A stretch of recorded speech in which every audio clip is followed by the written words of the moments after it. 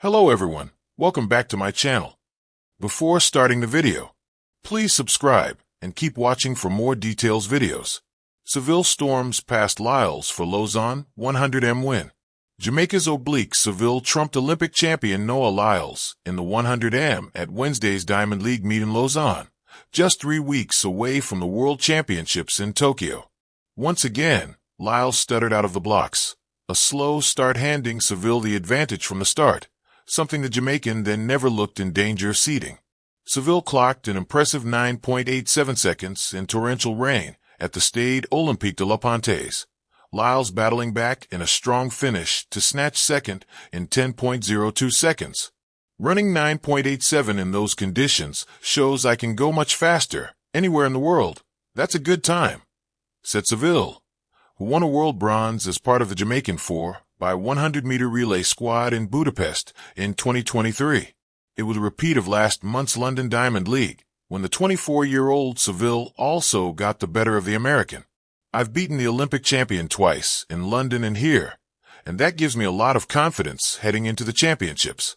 It's been a while since a Jamaican man has won the 100-meter at a global championship, and of course, I believe I can be the one to do it. Lyles was left to rue a horrible reaction to the gun. That was the only thing wrong.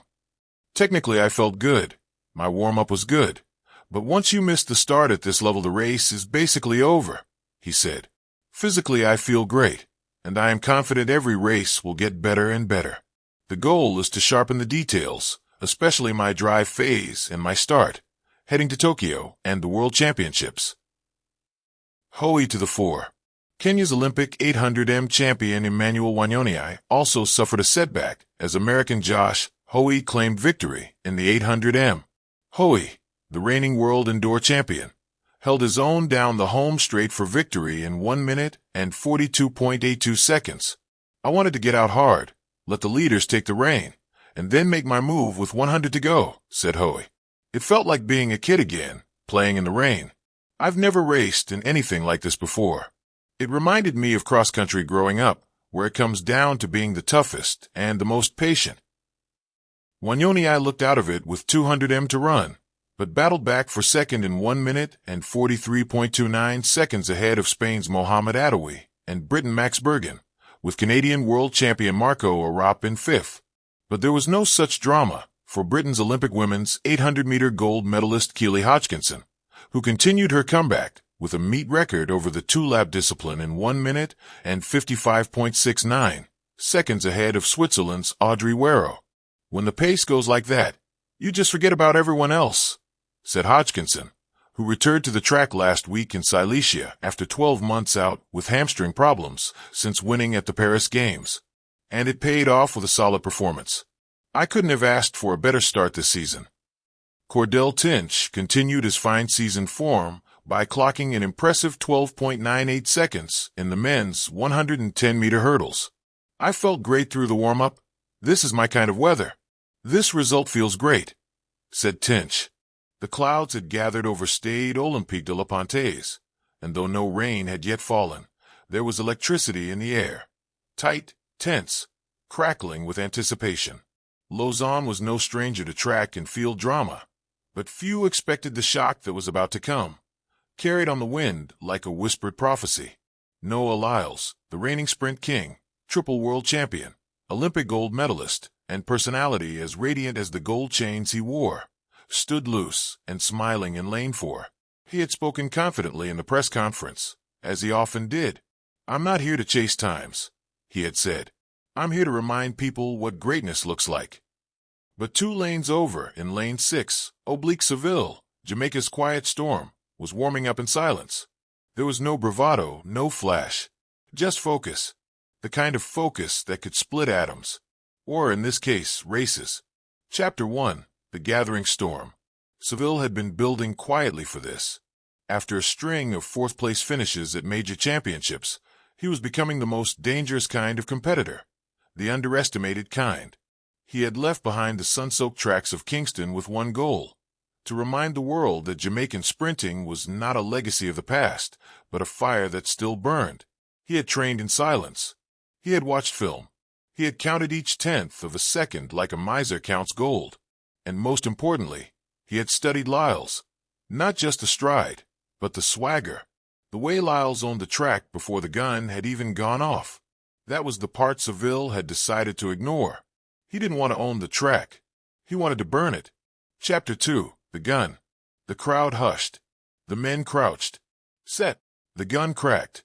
Lyles, true to form, exploded out of the blocks, his long frame unfolding like a spring-loaded statue come to life. But Seville? Seville didn't explode. He surged. There's a difference. Lyles ran like a man trying to remind the world who he was. Seville ran like a man with something to prove to no one but himself. At 30 meters, they were even.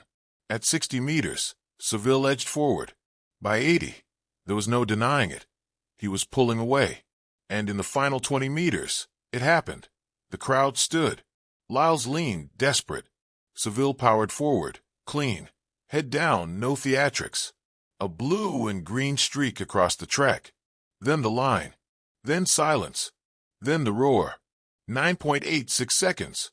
Oblique Seville had just beaten Noah Lyles in a straight 100 meters. Chapter 3. The Aftershock. For a moment, Lyles stood still, hands on hips, eyes on the board. It wasn't that he lost. He had lost before. It was who and how. He jogged over, slapped Seville on the back. Clean race, he said. Seville nodded, barely breaking a smile. Respect. Interviewers swarmed, of course, but Seville said little. He let the clock speak. He let the track echo. I just ran my race. He finally said into the mic, that's all. Nothing extra. The headlines would scream the next morning. Seville stuns Lyles in Lausanne. Jamaica's next great hope. Noah's storm, derailed by the quiet man. Chapter 4. The backstory. To understand why this race mattered so much, you have to rewind. Oblique Seville was once the boy wonder of Jamaican sprinting. A high school phenom. A protege. Then the injuries came. A hamstring here. A season missed there. While the world watched Lyles battle the likes of Fred Curley, Christian Coleman, and the ghosts of Bolton Blake, Seville was grinding, alone out of sight. He wasn't just racing the stopwatch. He was racing disappointment.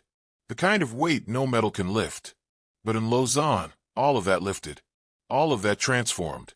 And maybe, for the first time, Seville wasn't chasing history. He was writing it. Chapter 5. The New Era. Track and field has always loved its stars. Lyles with his charisma. Sha'Carri Richardson with her fire. Mondo Duplantis flying through the air like a comic book character. But Seville represents something different. He's not here to be a star. He's here to be fast. And isn't that what sprinting is about? Lausanne wasn't just a race. It was a moment, a statement, a warning shot fired from the Caribbean, carried across the Atlantic, and aimed squarely at Paris 2026. Chapter 6. Reactions. Lyles, ever the sportsman, tweeted that night. Real recognizes real. 9.86 ain't nothing to sneeze at. See you in Paris, champ. Seville didn't respond publicly. He didn't post. He didn't dance. He went back to the warm-down track, jogged a few laps, stretched, texted his coach. Same plan tomorrow? Coach replied, same plan. We're not done. Chapter 7. Looking ahead. The Paris Olympics loomed just a year away, and the men's 100 meters suddenly looked wide open again.